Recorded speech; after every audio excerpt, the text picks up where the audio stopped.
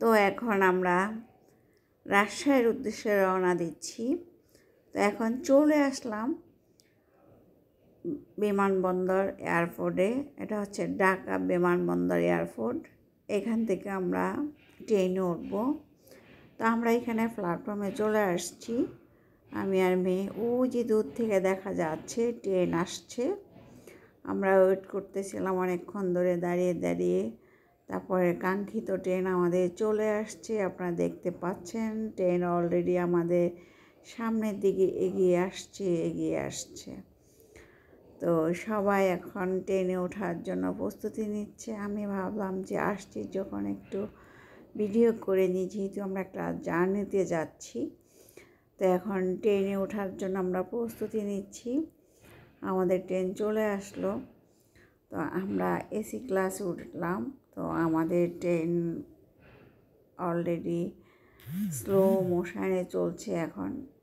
যাক, ট্রেনে উঠে গেলাম। উঠে এখন আমরা দেখতে পাচ্ছেন আমাদের এখানে যে রুমগুলো, বসার যে সিটটা, এটা অনেক সুন্দর। এখানে একটা রুমের মধ্যে আমরা 8 জন করে বসছিলাম একটা মানে এই রুমের সিটে। এটা হচ্ছে এসি ক্লাস। তো এখানে 90 সালে যে দোস্তরা আছে ওনারা একটা প্রোগ্রামে যাচ্ছে রাজশাহীতে। তো আমরা ওনাদের ওই একই বগিতে ছিলাম। আমাদের সাথে ওনারা 4 জন, আর পাশে ছিল ওরা একটা ছেলে আমার মেয়ের মতো, সেও পরীক্ষা দিতে যাচ্ছে, আরেকজন এমনি। তো সবাই মিলে যাচ্ছি আর ঘুরছি, মজা করছি। আর পাশ দিয়ে দেখি এত সুন্দর গ্রামের দৃশ্যগুলো দেখা যাচ্ছে। আমার তো দেখে এত ভালো লাগছে। আমি কি করলাম, সাথে এগুলাকে আমি ক্যাপচার করে নিলাম। ওরে সুন্দর একটা নদী দেখলাম।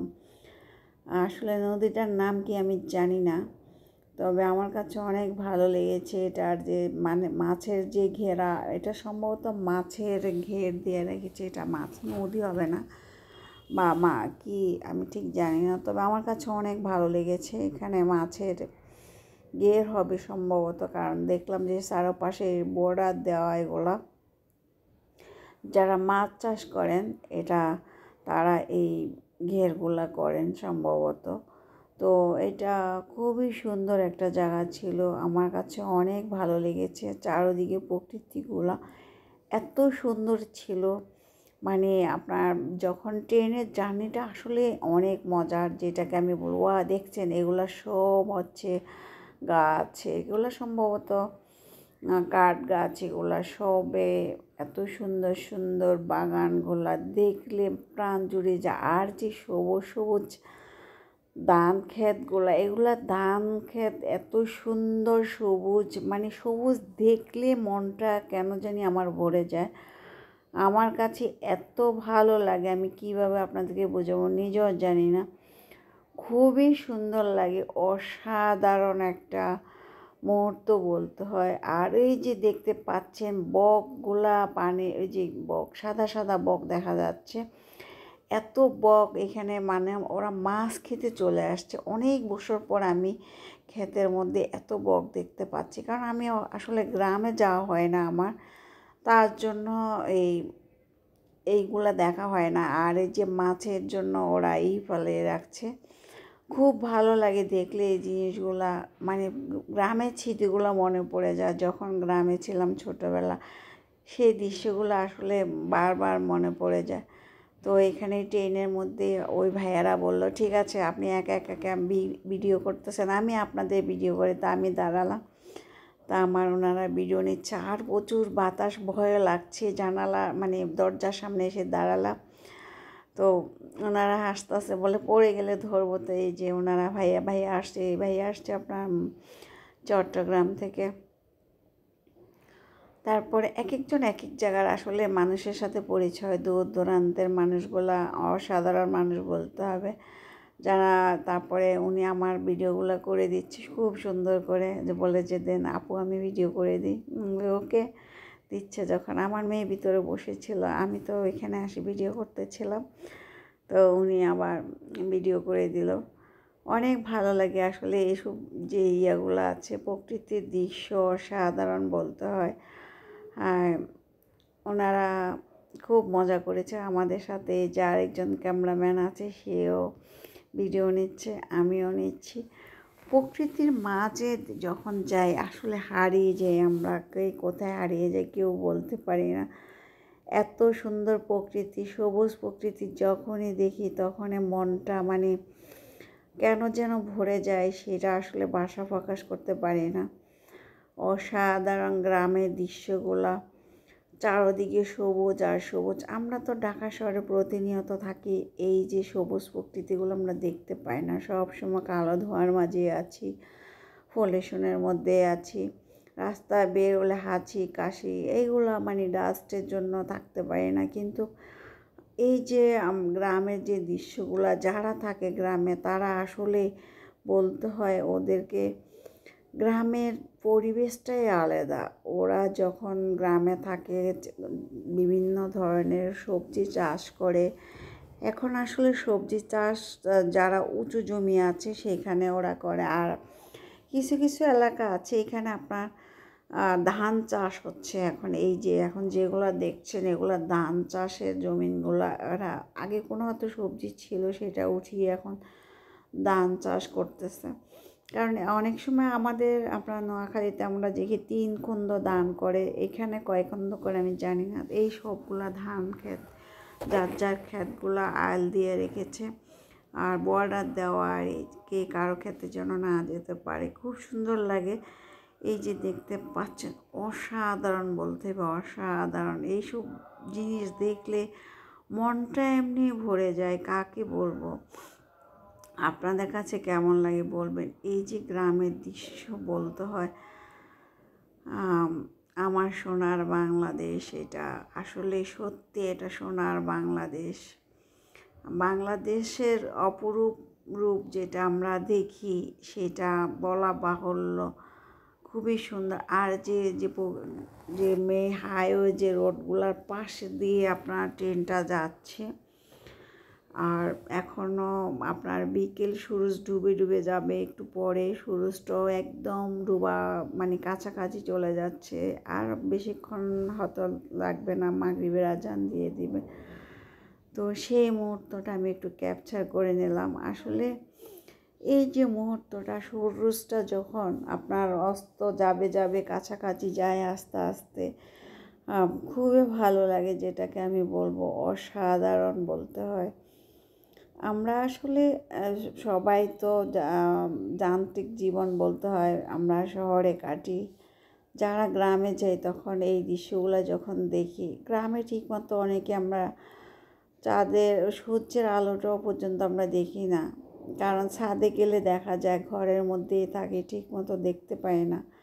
দেখেন গ্রামের দৃশ্যগুলা মানে এগুলা এত সুন্দর লাগে, কি বলবো। আম বাগান আছে যেগুলা খুবই ভালো লাগে। বিভিন্ন ওই যে পাখিগুলো উঠছে মজা করছে, এগুলো হচ্ছে বিভিন্ন কাঠ গাছ। এগুলা যারা অনেকে আছে কাঠের বাগান করে, বিভিন্ন কাঠের বাগান মানে সারি সারি কাঠ বাগান লাগিয়ে রেখেছে, অসাধারণ বলতে হয়।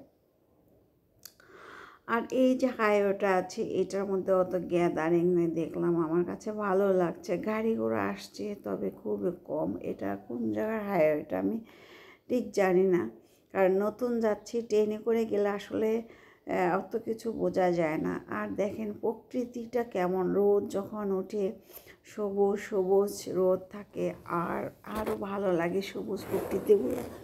তখন মনে হয় যে তাদের নিজস্ব একটা যে রূপ সেটা আসলে দেখা দেয়। কুয়াশার মাঝে একরকম, আর রোদ যখন ঝলমলে ঝলমলে রোদ ওঠে, তখন রোদে ওঠার যে গাছের যে একটা প্রকৃতি, সেটা বলতে হবে বেশ অসাধারণ, বলতে হয়। আমার কাছে তো জোস লাগে, এত সুন্দর। মানে কী আর বলবো আপনাদেরকে, সারিবদ্ধ করে ক্ষেতের যে গায়ে ধান গাছগুলো লাগিয়ে রেখেছে, সুপারি গাছ। তো দেখতে পাচ্ছেন এটা হচ্ছে আমরা যেই বগিতে আছি, এটা যেহেতু এসি ক্লাস, এখানে ভিতরে এসি, আর 4টা সিট দিনের বেলা হচ্ছে আপনার। এই সিটগুলোতে আপনার দিনের বেলা 8 জন করে যায় বলে। আর সবাই দাঁড়িয়ে আছে দেখছে, কারণ এখানে বাইরে ফেরিওয়ালারা ঢুকতে পারে না। তো আমরা যারা এসি ক্লাসে থাকে সব কিছু বন্ধ থাকে, হয়তো একটু দরজাটা খুলে সবাই একটু হাঁটাচলা করে এইটুকু দিয়ে। এত ভালো মানে পরিবেশটা আমার কাছে ভালো লাগছে। এক একটার এক এক রকম পরিবেশ, যেটাকে বলবো অসাধারণ।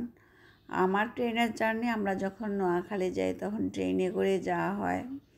সবসময় তো আর হয় না আমাদের ট্রেনের জার্নি। দেখতে পাচ্ছেন এখানে আমরা 8 জন করে বসছি। দিনের বেলা 8 জন, রাতের বেলা হলো 4 জন, কারণ ঘুমিয়ে যাওয়ার সিস্টেম আছে এখানে। রাত্রে আপনার ঘুমিয়ে যায়। আর এখানে এই যে ওনারা সবাই গল্প করছে, মজা করতেছে, সবাই যার যার মতো করে ব্যস্ত। আর অনেক দিন পর সবাইকে যখন পাই, আমার মেয়ে তো অনেক খুশি। যাচ্ছি আমরা, এক আপুটা ছিল উকিল। যাক, ভালোই লাগে, অনেক মজা লাগে। বসে বসে ওনাদের সাথে গল্প করছি। তারপরে এই যে গল্পের মুহূর্তে যখন দেখি সবুজ সবুজ প্রকৃতিগুলো, একদম আমি লাভ দিয়ে ক্যামেরা ওইদিকে ফিট করে নিই। আমার কাছে যখনই দেখি এত সুন্দর প্রকৃতি, সবুজ সবুজ ঘাস দেখলে আমি আর থেমে থাকতে পারি না, সাথে সাথে ক্যামেরাটা ওইদিকে ঘুরিয়ে ফেলি।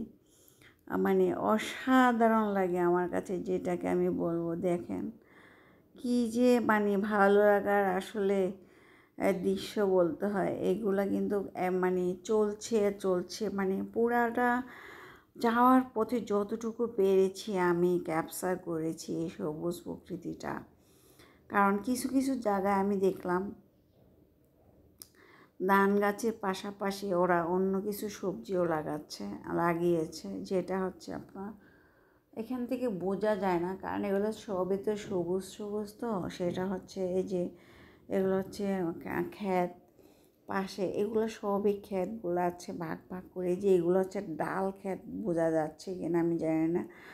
আর এটা হচ্ছে যমুনা নদী। তো এখন আমরা যমুনার উপরে আছি, দেখতে পাচ্ছেন যমুনার যে দৃশ্যটা, ও অসাধারণ। তারপরে যমুনার পার, এখন দেখেন যমুনার এই পাশে কিছু শুকিয়ে গিয়েছে। যমুনা নদীর এই পাশটা আসলে এখন তো শীতের সিজন, তার জন্য যদি বর্ষাকালে আসতাম হয়তো এটা বরফুর টলমলে থাকতো। কিন্তু এটা এখন আমরা তো বর্ষাকালে আসিনি, এটা আসছে আমরা শীতের মৌসুমে এখন যাচ্ছি। আর দেখেন এই যে এগুলো ভরাট হয়ে গিয়েছে যমুনা নদীর। এই যে এটা যমুনার যে ব্রিজটা, এটা দিয়ে ট্রেন যায়। ট্রেন তো আমাদের এটা দিয়ে যাচ্ছে, ওইটাও মনে হয় আরেকটা ট্রেনের হয়তো হবে। এটা আসা যাওয়ার যেই থাকে, একটা যায় একটা আসে এরকম। এরা দুই বন্ধু, এরা অনেক খুব মজার মানুষ, অনেক মজা করে, খুব মজা করতেছে আমার সাথে, দাঁড়ায় দাঁড়ায় গল্প করতেছে। আসলে ওনাদের ভয়েসগুলো আমি দিতাম, কিন্তু ট্রেনের এত নয়েজ ছিল যে ওনাদের ভয়েসগুলো আমি শো করতে পারিনি। এখন আন্তরিকভাবে দুঃখিত, কারণ আমি এই জন্য ওনারা অনেক সুন্দর সুন্দর কথা বলেছে, যেগুলো আমি আপনাদেরকে শোনাতে পারিনি। তো প্রচুর নয়েজ হচ্ছিল ট্রেনের মধ্যে। দেখেন খুবই ভালো লাগে, যেটা আসলে অসাধারণ।